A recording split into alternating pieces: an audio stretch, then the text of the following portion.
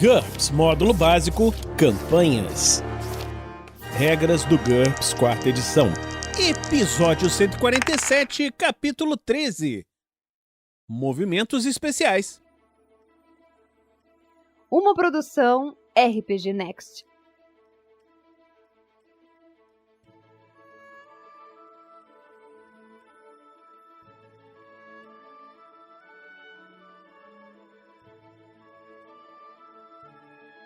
Fala galera, bem-vindos a mais um Regras do GURPS 4ª edição. Nesse episódio estamos continuando o capítulo 13, falando sobre movimentos especiais. E aqui comigo está o Heitor.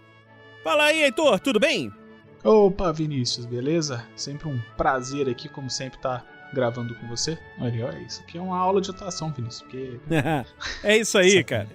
Então vamos começar aqui, Heitor. Eu vou pedir para você ler essa primeira parte aí dos movimentos especiais, os movimentos em alta velocidade.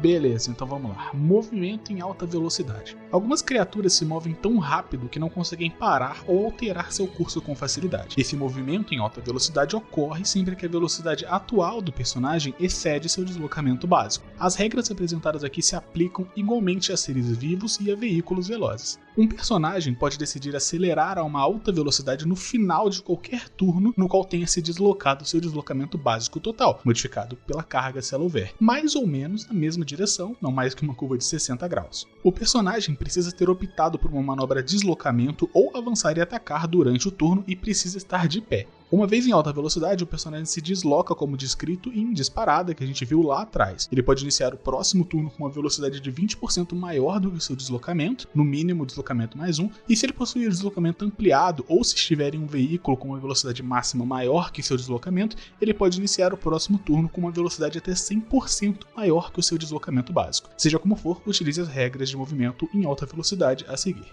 Velocidade. Mantenha um registro da velocidade em metros por segundo. O personagem pode aumentá-la ou diminuí-la no final de cada turno. Veja a aceleração a seguir. Contudo, o personagem é obrigado a se deslocar o tanto da sua velocidade. Ou seja, se sua velocidade for 17, ele deve se deslocar 17 metros. A menos que algo, por exemplo, um piso ruim, o desacelere. Manobras durante o movimento em alta velocidade. Se estiver se deslocando a uma velocidade alta por seus próprios esforços, o personagem deve escolher a manobra de deslocamento ou avançar e atacar. Isso se aplica a uma montaria, mas não aos cavaleiros ou ocupantes de um veículo. Se não o fizer, ou se não tiver ninguém controlando o veículo, por exemplo, você pode ver sobre perdendo o controle na página 395.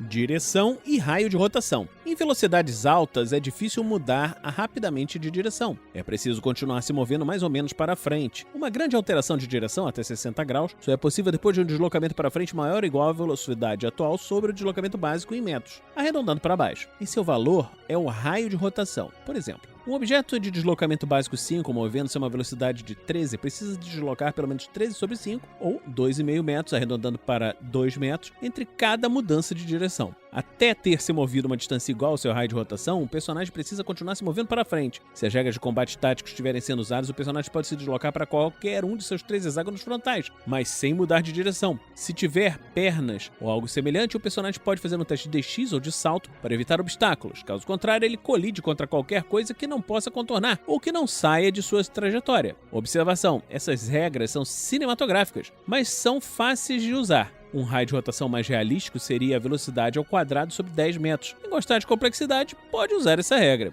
Essas regras não se aplicam a objetos com deslocamento básico 0. Esses objetos não conseguem virar por conta própria. Eles ficam à deriva. Para virar, eles precisam ser empurrados, arrastados, etc. Aqui tem um diagrama dos raios de rotação. Aí você vê esse desenho aqui na página 395, porque é muito complicado a descrição de um desenho. Você precisa ler para aí você entender. Atacando e defendendo.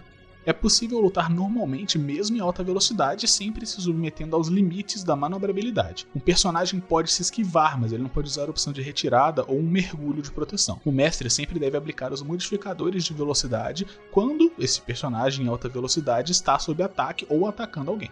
A aceleração. No final de seu turno, se a velocidade atual de um objeto for menor do que a sua velocidade máxima, ela pode ser aumentada em um valor igual ao seu deslocamento básico até o máximo igual à velocidade máxima relacionada. A velocidade máxima é 20% maior que o deslocamento, no caso de uma pessoa em disparada que não tenha a vantagem deslocamento ampliado.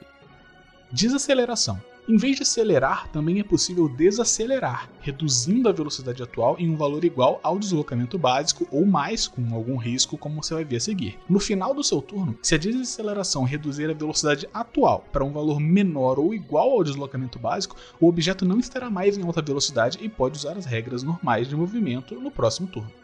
Forçando a barra.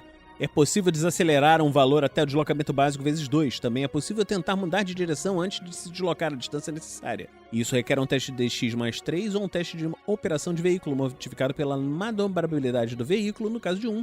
Uma desaceleração brusca requer um teste com uma penalidade de -1 para cada 2 metros por segundo inteiros, além do deslocamento básico pelos quais a velocidade é reduzida. Por exemplo, um objeto com deslocamento básico 5 desacelerando 9 metros por segundo resulta numa penalidade de -2. Uma curva não prevista, ou uma curva fechada de 120 graus em vez de 60 graus, requer um teste com uma penalidade de -1 para cada incremento completo de deslocamento básico pelo qual a velocidade atual excede o deslocamento básico. Por exemplo, um objeto com deslocamento básico 3 movendo-se a 23 metros por segundo deve fazer um teste com uma penalidade de -6. Em caso de fracasso, o objeto perde a tração e cai ou rodopia sem controle. Veja perdendo o controle a seguir. Movimento tático. Se as regras de movimento tático estiverem sendo usadas em conjunto com as regras de movimento em alta velocidade, os pontos de movimento equivalem à velocidade no início do turno. O passo lateral ou para trás não é permitido. Também há uma alteração no limite de mudança de direção devido ao raio de rotação.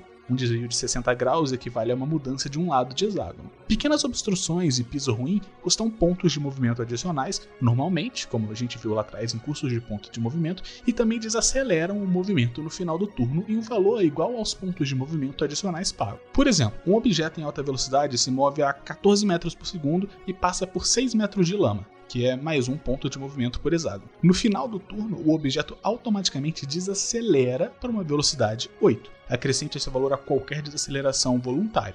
Se a desaceleração total exceder o deslocamento básico, siga as instruções em forçando a barra, que foi o trecho que o Vinícius leu agorinha há pouco. Se exceder o deslocamento básico vezes 2, o objeto automaticamente perde o controle. Perdendo o controle. Um personagem que estiver correndo no solo e perder o controle, tropeça. Ele cai e desliza para frente por 1/4 do restante do seu movimento, a menos que atinja algo, e depois para. Se cair no chão e deslizar até parar sem atingir nada, o personagem sofre o dano normal de uma queda na velocidade que estava. Veja a queda que nós veremos na página 432. Se ele atingir algo, sofre e causa dano por colisão. Veja dano por colisão, que nós vamos ver no futuro.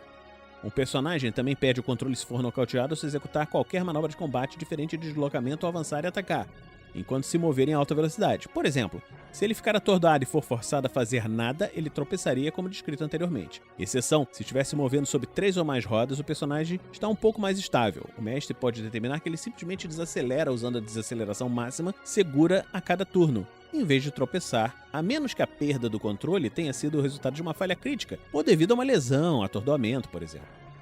Natação e voo de alta velocidade. Só use o deslocamento básico se o personagem estiver se movendo no solo. Utilize o deslocamento aéreo básico se estiver voando e o deslocamento aquático básico se ele estiver nadando, obviamente, como a gente viu lá no começo do livro, em deslocamento em outros ambientes.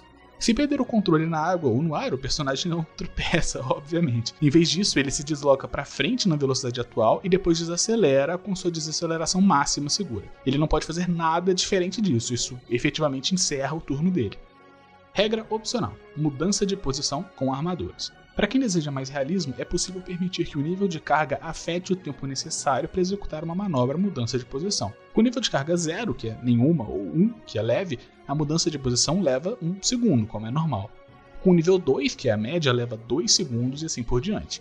Enquanto o personagem estiver mudando de posição, considera-se que ele está na posição antiga.